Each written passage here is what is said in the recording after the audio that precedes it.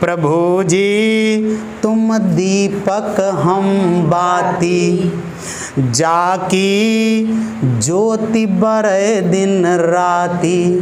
और प्रभु जी तुम मोती हम धागा, जैसे सो नहीं मिलत सुहागा। अंतिम पंक्तियाँ, प्रभु जी तुम स्वामी हम दासा, ऐसी भक्ति करे रे दासा। अंतिम में कह रहे हैं रैदास जी, है कि नहीं? कह रहे हैं कि प्रभु जी तुम चंदन हम पानी, जाकी अंग अंग बास समानी। अर्थ सुनिए, अब शुरू करते हैं कक्षा 9 का।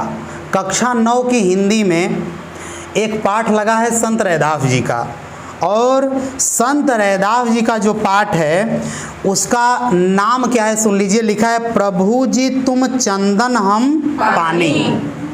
संत रैदास जी की थोड़ा जीवनी देख लेते हैं, उनका जीवन परिचय देख लेते हैं। कहा जाता है कि सुनिए, संत रैदास जी, इन्हीं को रविदास भी कहा जाता है। समझ में आया? कभी कभी जो हरिजन चमार लोग हैं वो लोग पूजा करते हैं रैदास जी का, तो रविदास जी का या रैदास जी, बात एक ही है, चाहे रैदास या रविदास। लेकिन भाई ऐसा नहीं है कि रैदास जी केवल चमारों के हरिजनों के ही थे। भैया रैदास जी संत थे, वो सबके थे।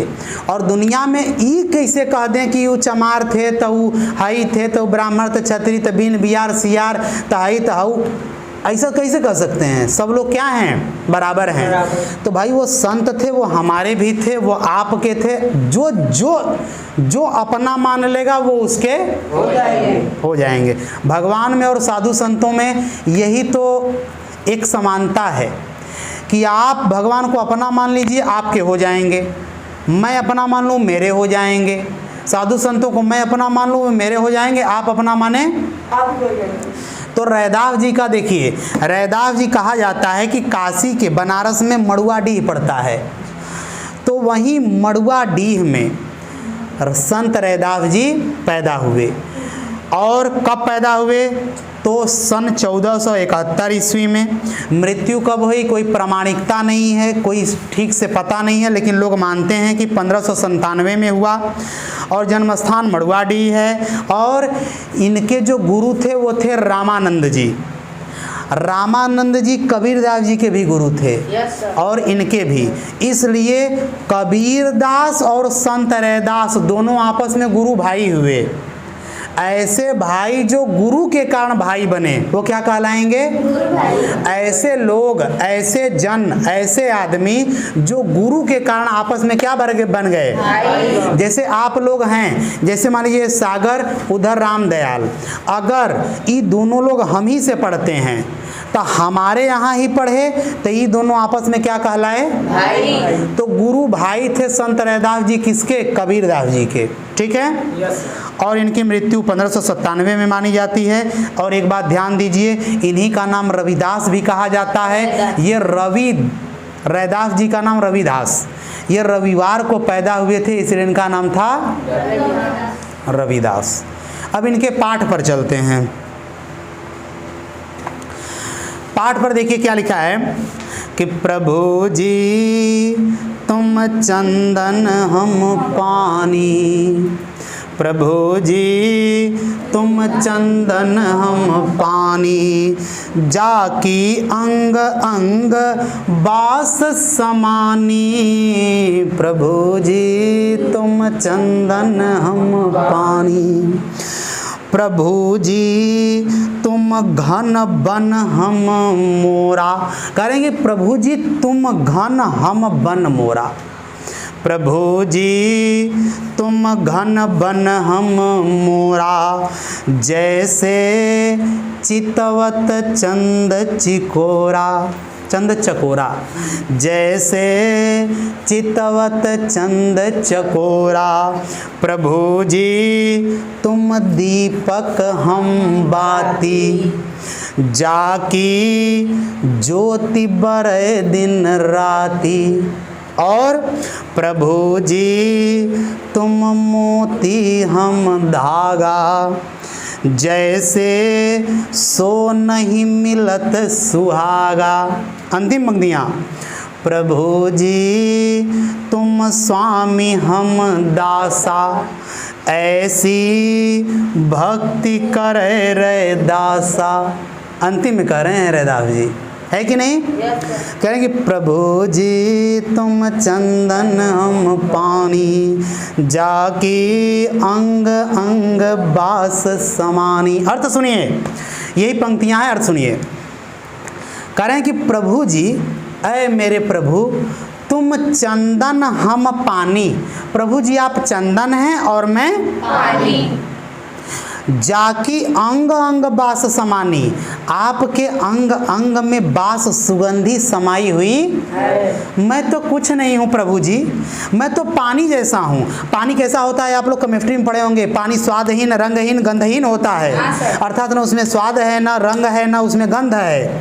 तो कह रहे हैं कि प्रभु जी हमारे अंदर कुछ नहीं, हम तो पानी जैसे हैं। अरे मैं इसलिए महक रहा हूँ, मेरे अंदर इतना गुण इसलिए आ रहा है क्योंकि मैं पानी हूं और आप चंदन।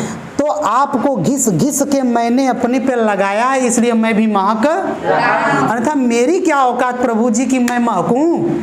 ये कौन कह रहे हैं? अपने आप को कुछ नहीं समझते हैं। कह रहे हैं कि प्रभु जी आप चंदन हैं और मैं पानी हूँ, मेरे अंदर तो कोई गुण ही नहीं है, लेकिन मैं जो कुछ भी हूँ ना वो आपकी कृपा से हूँ।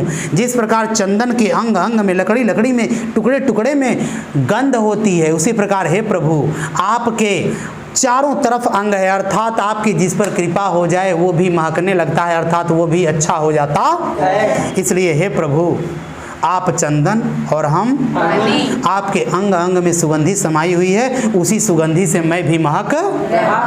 समझ में आ गया कि नहीं? पहली पंक्ति।